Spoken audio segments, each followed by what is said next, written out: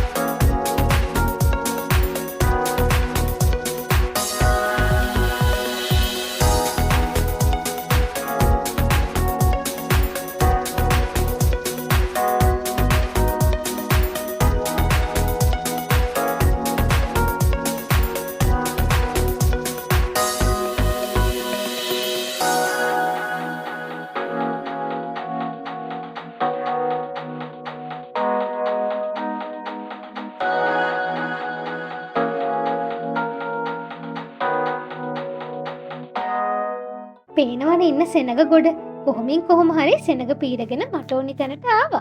1965 අගෝස්තු 9 තමයි සිංගප්පූරුව මැලේසියාවෙන් වෙන් වුණේ.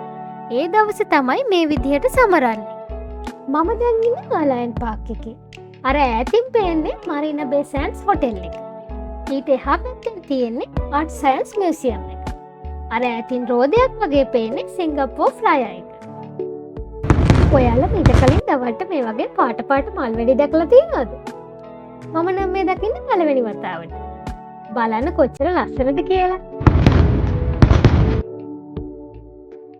ලංකාවේ නිදහස් දිනේදී වගේම සිංගප්පූරු නිදහස් දිනේදී මේ විදිහට ආචාර වැඩිමුර 21කින් උත්තමාචාර දක්වනවා.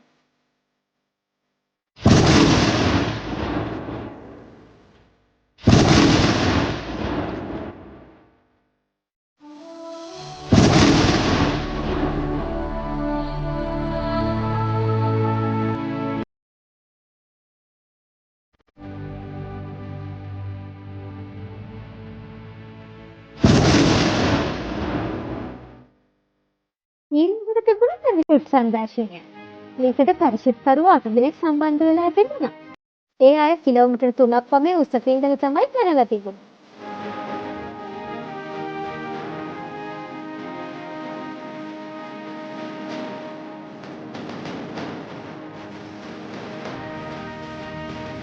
මේ විදිහට තමයි සිංගප්පූරුවේ ෆ්ලෑග් එක පුරමින් අරගෙන ආවේ.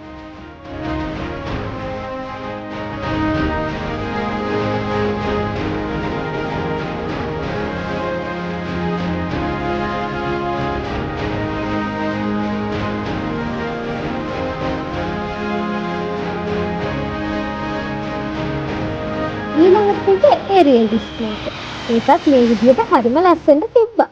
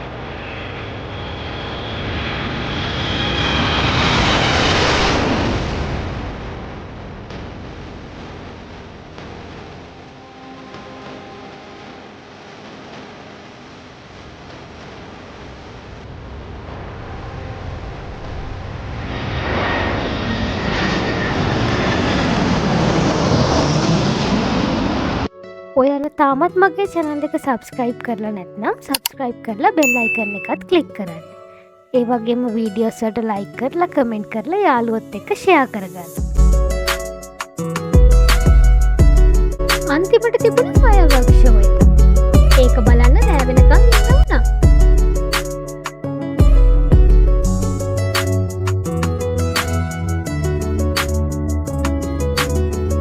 මර්ලයින් පාක් එක පැත්තින්නම් අපි මේ දේවල් බැලුවට නැෂනල් ඩේ පැරඩ් එකයි සෙරමනි එකයි තියෙන්නේ මේ වෝටර් ෆ්‍රන්ට් එක ළඟම තියෙන ඕපන් ඒරියා එක. ඒකේ හරි ලස්සන ඉවෙන්ට්ස් ගොඩක් තිබිලා තිබුණා.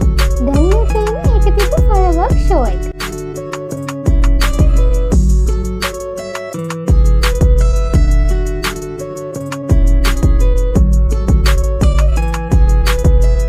දැන් තමයි මරීන බේ එකේ තියෙන ලොකුම ෆයර්වර්ක් ෂෝ එක පටන් ගත්තේ.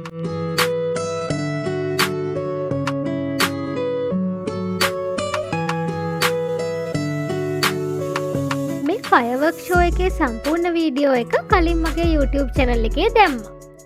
ඒ සම්පූර්ණ වීඩියෝ එකේ link එක තමයි දැන් උඩින් display වෙන්නේ. මේ link එකත් click කරලා ඒ වීඩියෝ එකත් බලන්න. ඔන්න ඔය විදිහට තමයි සිංගප්පූරුවේ බර්ත්ඩේ සෙලිබ්‍රේෂන් එක ඉවර වුණේ. ආයෙත් දවසක මේ වගේ ලස්සන වීඩියෝ එකක් ඉක්මනටම අරගෙන එන්න.